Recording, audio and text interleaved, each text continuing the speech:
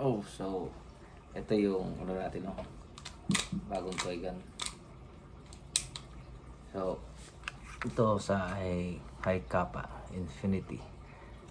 So it is basically a Tokyo Marui na gold match. Tapos ang slide nito ay nakalimutan ko yung brand, pero Infinity lang yung na naisipan ko. And the internals is gold match lang talaga, no? Tokyo Marui gold match. Hindi ko pinalitan yung barrel, although plastic siya, pero may mechanism kasi sa loob nito. May o-ring, spring, at saka may mga screws.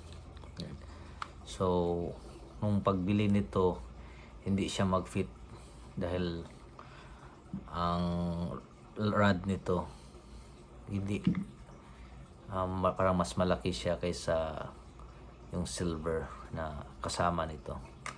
So yung old na gold match na silver, yung gold match dito, yung gold, nilagay ko kasi yung dating gold match ay cut dito, so makita yung gold. Ngayon ang gold na lang is nandito na lang sa harap, no? So yung silver na kasama nito ng slide, ko pa inayos na hone, kaya lang na fit naman siya sa parang dito lang banda, may masyadong malaki ang ang guide rod, so na hone siya para mabilisan. Ginamit lang yung dati, although plastic siya pero medyo magaan and maganda, no? Maganda ang tira niya. And ito yung original na sights niya, hindi ito natitiklop. Meron hanggang dyan lang siya, ganyan lang siya. So, tanggal lang screw, hanggang dyan lang. So ang windage ito, yan. Nahirapan lang tayo dito sa sights, kaya kung makita nyo may mga scratches yan. Hindi sana natin sabihin na normal yan, pero hindi talaga na iwasan. And ito yung serrations dito, yan. May yan, parang feeling mo makat ka, masugatan ka, pero hindi naman, no? Talaga parang aggressive lang talaga siya masyado. So usually kasi pag gold match, gold din yung dito, ibang kulay dito, yan, kasi imamatch siya, tapos may magwell. So pinili ko na ganito, hindi lang basically na mas mura siya kaysa iba. Ayoko yung maraming ports, kasi pag maraming ports, mapasukan ng mga debris. Tapos kung mapasukan ng debris, slide ng slide, parang liha siya, no? Nag-grind siya sa loob. So para ma-prevent yun, pinili ko yung close. And eto, may problem to dati kasi ang catch nito, no, sa slide, no, sa pakita ko para ma-explain na maigi. Yan po, kung makita nyo, maliit ito kaysa dito, pero pag pinasok ito, ginamit natin yung ENC, yung double bell, yung mga ibang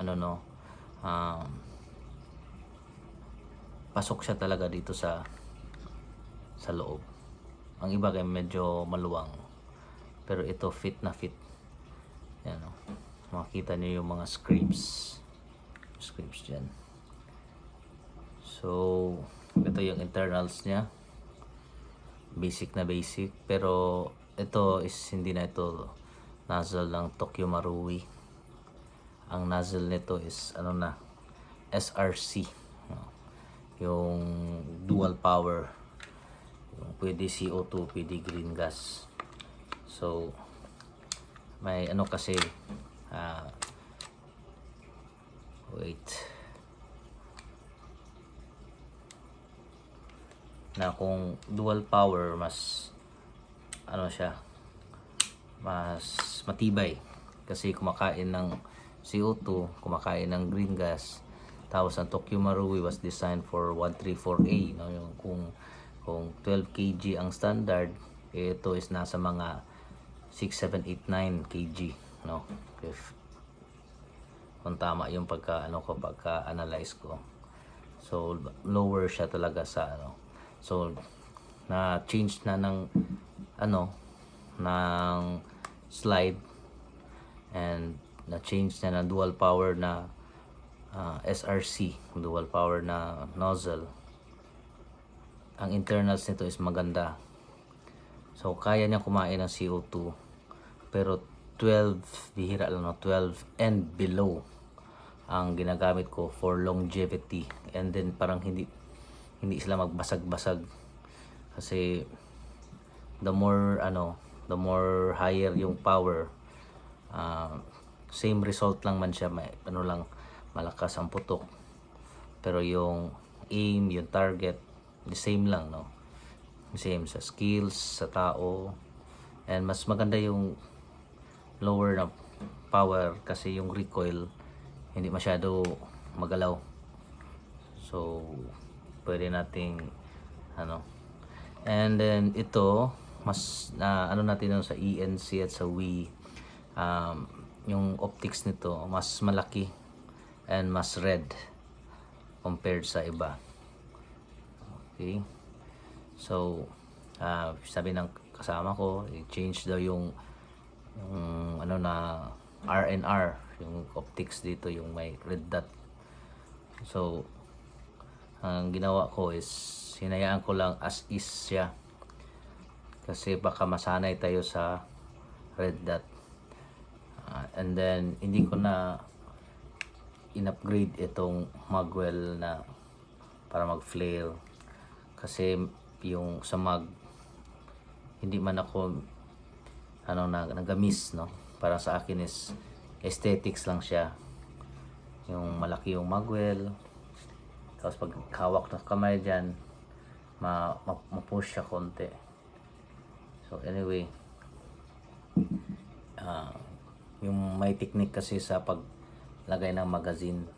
So sa base sa ganito aesthetics na lang yung magwell.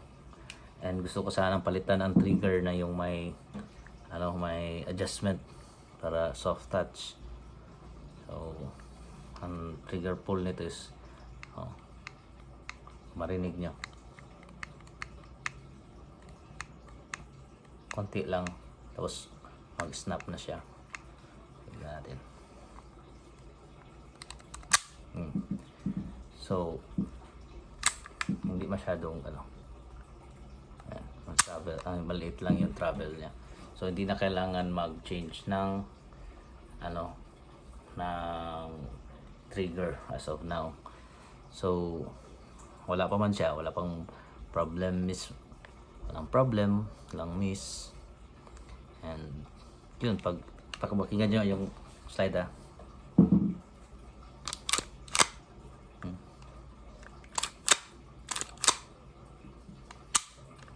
hindi yung plak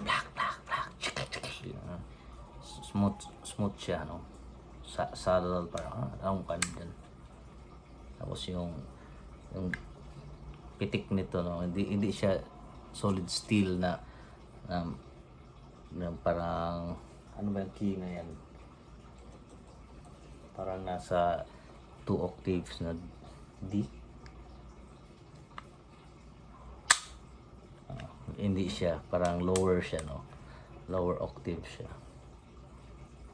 Talking about sa piano at sa mga musical instruments, yung pag-tak, gano'n niya. Parang nasa middle, no? Anyway, hanapin natin kung saan yun na tone. Parang maganda yun.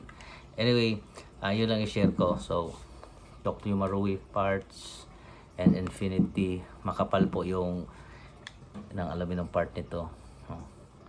Even sa makita natin sa slide, yung sa makita natin dito, makapal po siya compared sa yung mga zinc alloy. So yun,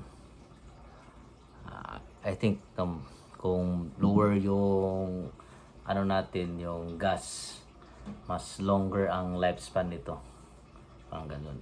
Kaya araw-araw ko ito pinuputok, no, as of nung nabili na siya, slide na, kasi alternate yung before, pero now ito na yung main gun ko. Tapos yun, no, practice dry fire, practice dry fire, practice dry fire. So salamat